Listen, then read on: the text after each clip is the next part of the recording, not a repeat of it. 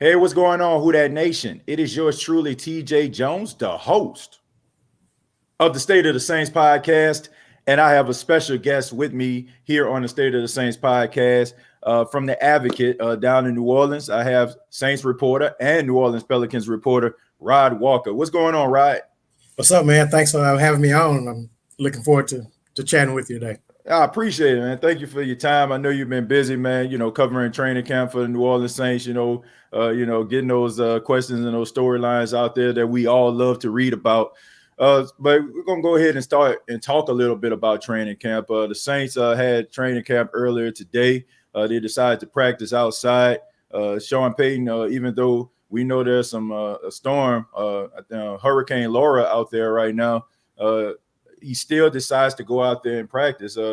What do you think Sean Payton was what was on his mind as far as like him deciding to practice outside instead of indoors today? Just talking to him, he said that, the plan today was to go outside regardless anyway. And, and that win, I mean, it sort of helps you prepare for some games, some road games, you're going to have this season. This team they go to Chicago this season. They go to Denver. They go to Philadelphia. That's three outdoor road games this team will have. So I think anytime you get a chance to practice under those conditions, I mean, it can only help because you can't just make wind on your own. So right. He's taking advantage of that situation, I believe. Yeah, I mean, I think we all know by now that Sean Payton is one of those situational coaches. I mean, he dots every I and cross every T. He's always looking and trying to find ways and different scenarios and being prepared for it as a team. One thing that stood out today at practice was the fact that Drew Brees did not practice, and that gave Taysom Hill and Jameis Winston an opportunity to actually play with the first team. According to Sean Payton, the offense didn't really look that good today. So what has been the development so far, and what has been the story behind Jameis Winston and Taysom Hill in training camp so far?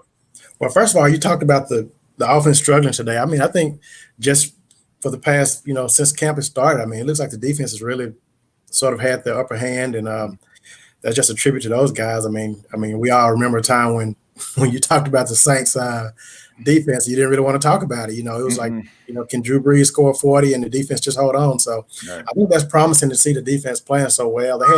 They had 4 interceptions today.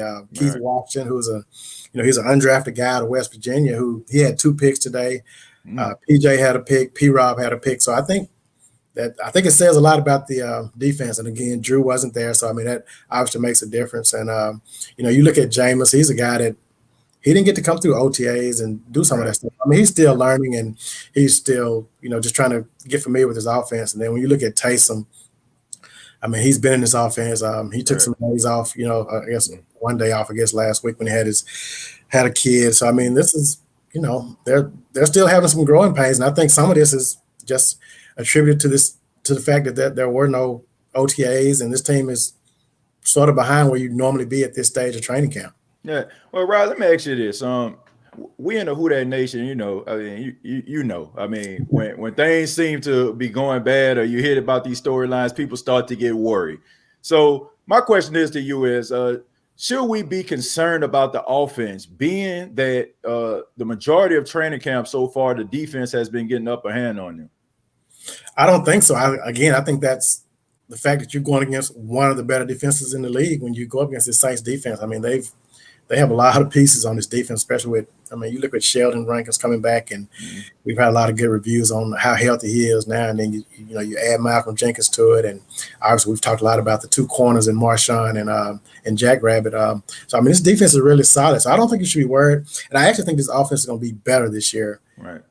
Once they play against another team. I mean, I think Alvin coming back healthy is going to really help his offense. And obviously we've talked about Emmanuel Sanders all offseason. That's what his addition means to this team. So I don't think there should be any concerns about this offense at all. If there is a concern, it will probably be on the offensive line, just with, we bring in a rookie. But traditionally the Saints, those guys have, come in right away. I mean, you look at how well Eric McCoy played last year. Right. I think this team will be fine on the offensive line as well. So I wouldn't be concerned right now at all. Yeah. I remember when we didn't have these type of problems, So I mean, I remember at a time when a defense couldn't stop a nosebleed. I mean, I think the fact that they have been getting the upper hand I think that it shows like the steps that the defense is trying to take. I think they're trying to change the narrative, right? I mean, for years, I mean, they have been a close but no cigars type defense. You know, they played pretty good for about 48 minutes. You know what I'm saying? The last 2 minutes, I mean, they well, excuse me, 58 minutes, and then the last Right. 2 minutes, you know what I'm saying? They just fold like a cheap tent. And I feel like with Malcolm Jenkins, like you mentioned, Jack Rabbit, I think those guys have put this secondary in a position where they can be one of the top secondaries in the league. And if you combine that with Demario Davis, who's an All-Pro, Cam Jordan, we know what he can do, and hopefully, you know, a healthy Sheldon Rankins and a very trending Marcus Davenport, I think you got a recipe for a top 10 defense. You mentioned the offensive line. You know, you got two young guys. You have Eric McCoy, you have Cesar Ruiz. These guys have been rotating between center and guard. I think Cesar Ruiz has been taking some snaps at center for the last couple of practices.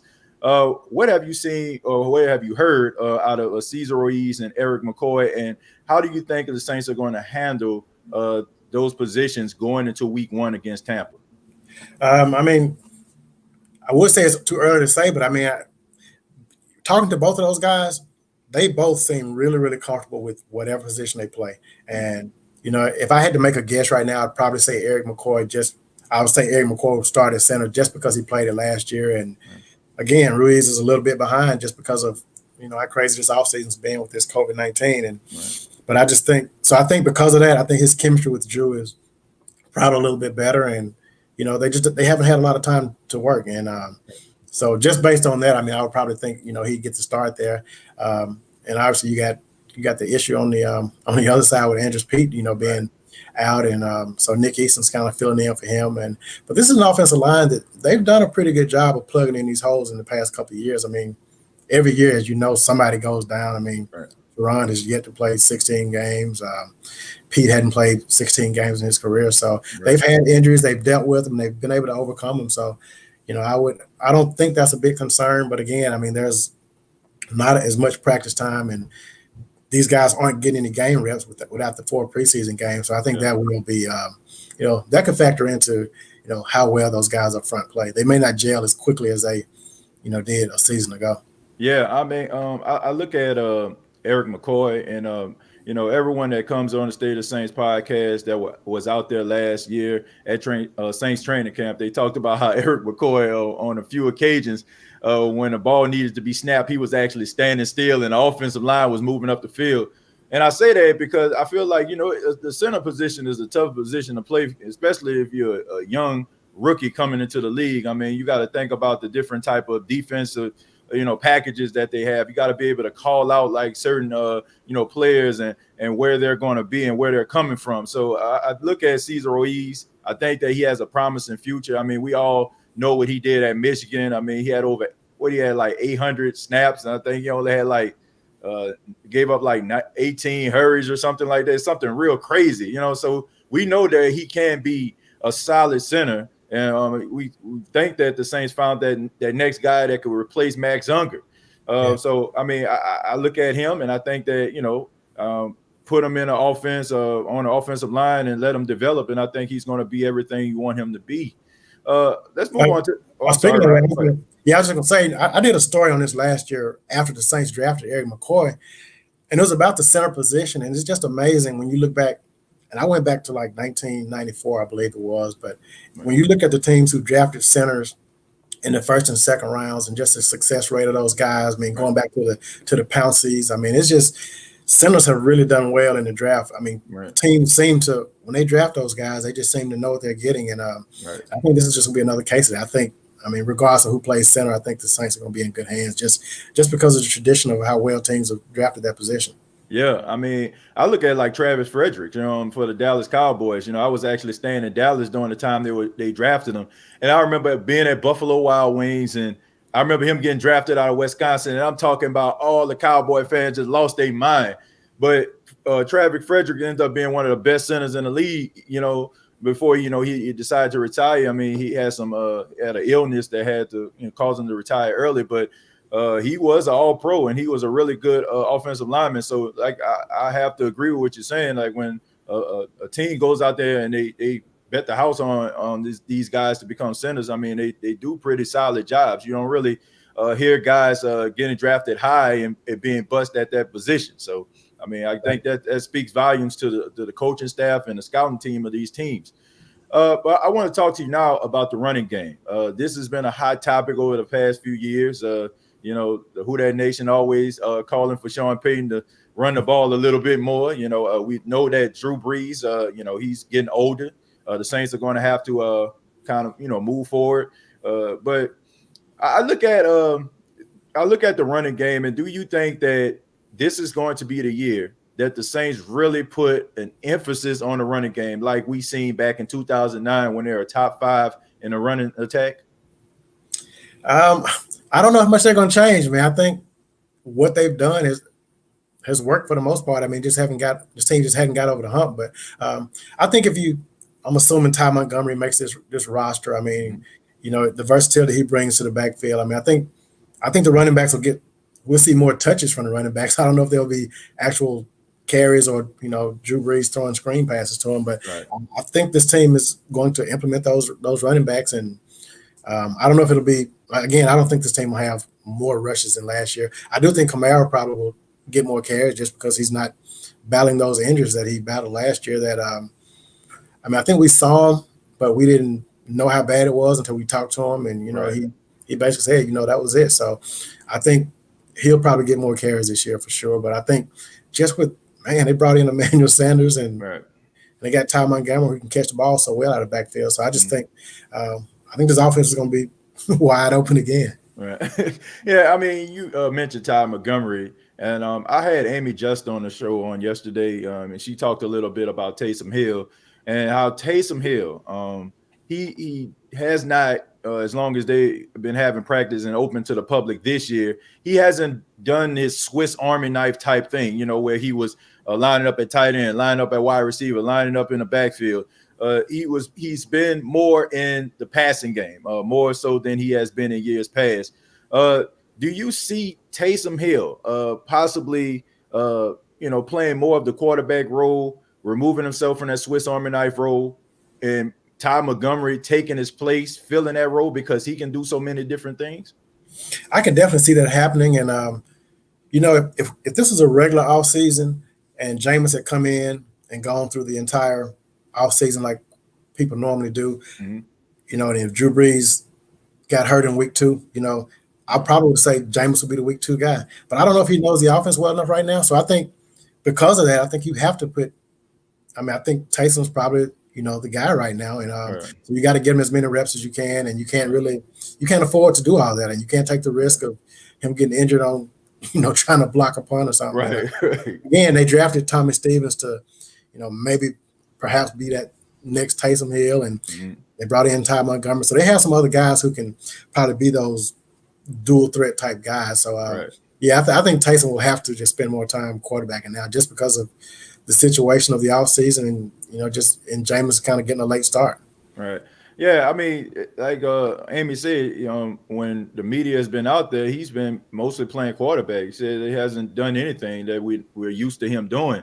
And I do think that has a lot to do with Ty Montgomery. I think that I've been watching Ty Montgomery, you know, since he was in Green Bay, and we know that he was a running back, even though he wore 88, and he did a good job out there. And this is a guy who, for the last couple of years, I mean, going to the Ravens and going to the Jets, I feel like, you know, people kind of forgot about him. And it seems like since he's been signed by New Orleans Saints, it's like a rebirth of him. I think that he can do some of the things that Taysom Hill does. And I think he's one of those guys that's really smart. It seems like every time you all are writing about, you know, different Saints players, his name comes up. I think the last 2 days, I think Alvin Kamara was out, you know, with the stomach bug. So they actually gave him more opportunities to, you know, showcase himself. So I'm looking forward to seeing what Ty Montgomery can do. I think the Saints are really going to try to find a way to keep him, you know, and probably be that Swiss Army knife that that Taysom Hill once was.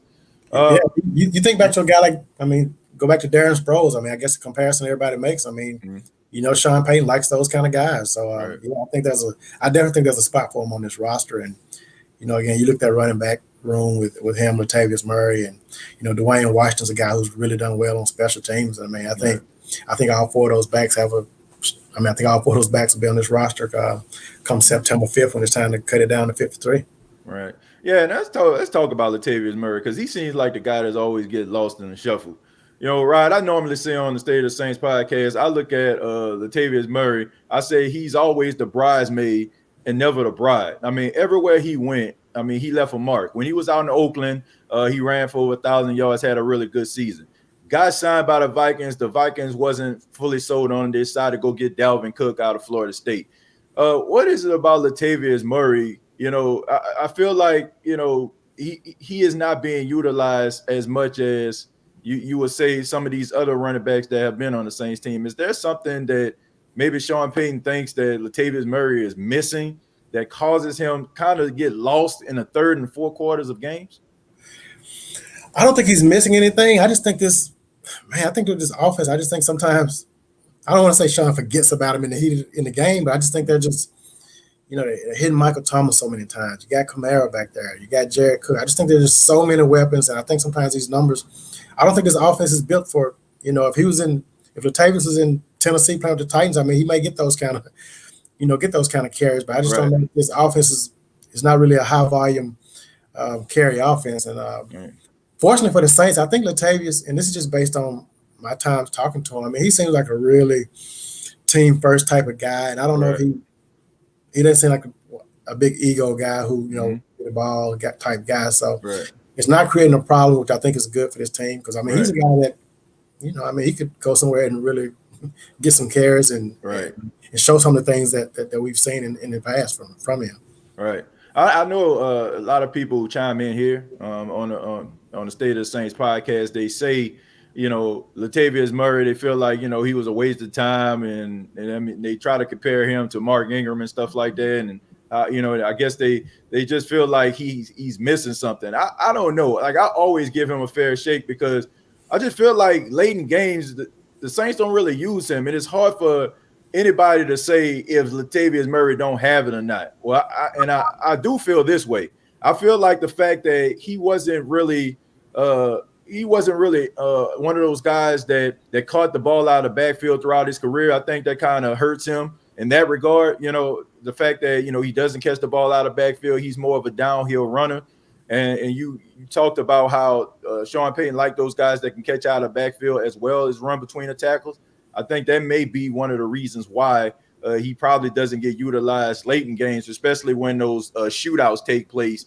He kind of falls to the back of the line. Let's talk about Traquan Smith. Traquan Smith talked to the media for the first time, I think, during training camp, and he talked about some of the things that he was dealing with. Week 2, he went down. He missed a couple weeks due to an ankle injury. And I think a lot of people are waiting for Traquan Smith to take that extra step, to be that wide receiver that we all know or hope that he can be. Do you think that now that Ted Ginn Jr. is gone and Traquan Smith has more opportunities possibly to play on the outside, it can help him in the Saints offense? Oh, yeah, definitely. But I think that, and he talked about that today, he talked about learning the offense and learning outside and, playing inside and outside. And that's going to be a big key for him. I think his biggest thing, and he's talked about it before in the past, is just kind of learning the playbook. I think he struggled with that his first year.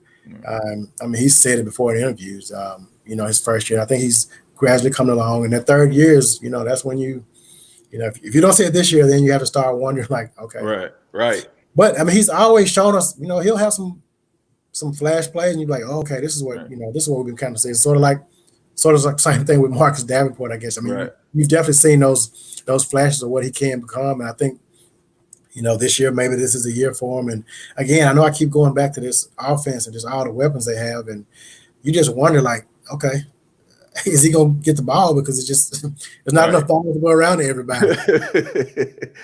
Yeah, I mean, he can have a better year this year. Yeah. And the numbers may not show it, but I mean, it's you just never know with this offense and all the weapons they have.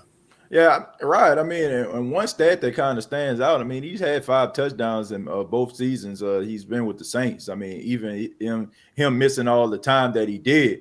I said that I feel like him being on the outside is going to help. I think that when he was at Central Florida, he was a Right. take the top off the defense type receiver. And I think when the Saints drafted him and they moved him to the inside, I mean, he was a fish out of water. I mean, you had to learn a different type of skill set that you're not used to playing. And, because Ted Ginn Jr. was the guy that can take the top off the defense. I feel like when Emmanuel Sanders coming in, I mean, playing in the slide and probably doing most of his damage there. You move Traquan to the outside, I think we'll be able to see him more.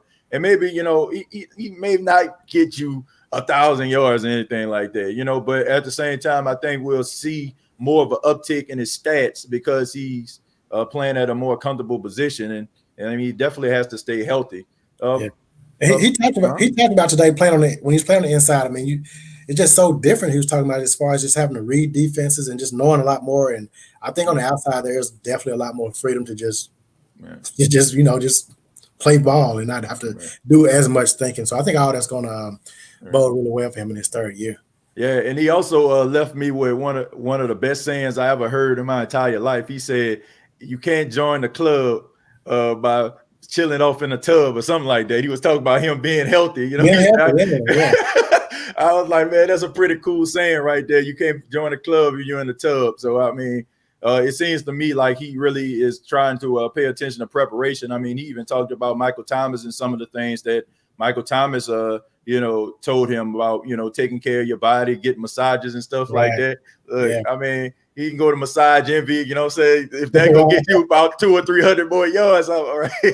Why not? That was a question I actually asked that question about Michael Thomas and just if you're around a guy like Michael Thomas and their lockers were, I think there's like one person between. No, I think Ted was actually between them. But I mean, if you're around a guy like that all the time, you got to pick up something. And that's why I asked the question. That's what he talked about. I mean, he said one of the first things Mike talked to him about was just how important it was to take care of your body. So all that stuff that factors into to your success. Yeah, man. We got to give Massage Envy a notice, man. Go ahead and send Traquan some coupons, so he can get that massage, so he can get those 100 yards every Sunday,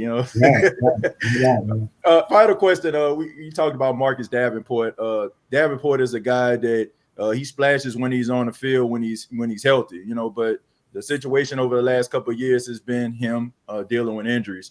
I noticed he gained 20 pounds. He's 20 pounds heavier than he was last season. And I'm hearing a lot of positive things coming out of training camp. Could this be the year that Marcus Davenport lives up to the expectations of being a first-round pick? Yeah, I think so. I mean, you look at it. I think he had 6 sacks last year, 6.5 something, 6. Had 4 the year before that. So I mean, he's made improvements both of these years, and for him, it's just going to be a matter of staying on the field. I mean, I think it's that simple for him. And if he stays on the field, I mean, you got Cam on the opposite side. I mean, the opportunities will be there for him to, he may can even get to double digits in sacks. Who knows? Right. He may can get to 10. I don't know, but it's just going to be a matter of how healthy he is. And I think the extra strength and weight that he's put on is going to, I mean, it can only help him out, because I don't think he's lost any of his athleticism or any of that stuff. So I think he'll be fine. And you look at that position, it's you got him, Cam. I think Trey Hendrickson's, he's solid. I think Carl Anderson is a guy who could have a great season as well. I mean, he's also picked up some weight, and that's been one of the things that's really stood out to me about this training camp is how these guys have changed their bodies. I mean, you talk about him, you talk about even Andrews Pete. I mean, he's lost weight. He went in the other direction as far as, I mean, he just slimmed down and looks more, athletic. And so, I mean, I think that says a lot about these guys, that they've been willing to put in the work in this off season to make those changes. Because I mean, I think with COVID, you couldn't do a lot of football stuff. So it was the one thing that you could work on. And these guys, made that commitment, which I think is commendable for these guys. Yeah, I mean, that goes to show you the type of character these guys have. You don't have to have the coaching staff watching your every move to make sure that you're doing all the right things. I mean, these guys want to get better. They're trying to find ways that they can get better that's within their control. And I'm just looking forward to seeing what Davenport can do. And also Sheldon Rankins and the rest of the defensive line, because I mean, that 5-week stretch that when Teddy Bridgewater was in the game, that was really impressive. That was a defense that we have been waiting for years. And I feel like if they can replicate what they put on the field for those 5 weeks, and they put that into I say 19 game season, because Right. we'll go to Super Bowl. So Right. if they can replicate that, for 19 weeks, I think that we're going to be hoisting the Lombardi Trophy at the end of the season. But Rod, thank you so much for your time. Thank you for being a part of the State of the Saints podcast. And for those that are viewing and listening to this podcast, how can they get in touch with you? On Twitter, I'm at just Rod Walker Nola. And I'm tweeting about Saints and Pelicans, and it's such a crazy time now. And I know this is a Saints podcast, but you just so much going on in the world. We got you got your thoughts and prayers to the people over in Lake Charles and in the Texas area. The storm coming in. We got all the social justice going on. 166 days since Breonna Taylor's was killed. So I mean, just so much going on, and and I sort of tweet about all of it. So if you're a stick to sports kind of guy, you may not want to follow me, but but yeah. But thanks for having me on, man. I really appreciate it. Yeah, I mean, I 100% agree with you. There's some things that's going on in this world, and I think that you would have to be foolish not to say anything about it. Where you say silence is complicit. Man, you can't be out here not saying anything about it. I mean, if you can say something that can, change the way the person think, using your platform in order to try to, bring light to some of these issues, why not? I mean, like you said, this is a sports podcast, but at the same time, we talk about these type of situations. I mean, when the situation happened with Drew Brees, we addressed that. We talk about some of these things that are going on in this world, because it's very important for people to understand, that there are problems in this world that we have to address. And, you can't hide under a rock. You can't act like those problems didn't happen, and you cannot just wish them away. You got to put some foot to your feet, and also, man, make some things happen, man. Not just listen to it, but actually do something about it. So these are some uncomfortable conversations for a lot of people. So you got to be willing to have them. And if not, we're going to be, nothing's going to change. So, I mean, I think that's very important for just people to understand that. Yeah, I mean, that's very important. I mean, I feel like until we actually are comfortable enough to sit down and have uncomfortable conversations, that is when we're really going to change the world. When people can think outside of themselves, when they can stop looking at themselves as being the most correct person in a room, to be able to kind of just disrobe themselves and allow themselves to open up to other people's opinions and viewpoints, to really try to find a common ground, then we're going to continue to have the same problems. But when we do decide to have these type of conversations, the world will be a much better place. But thank you very much, Ryan. I really do appreciate that. Thank you for your time, man, and look forward to reading some of your articles on the Saints and the Pelicans. All right, thanks, man. All right, take care. All right.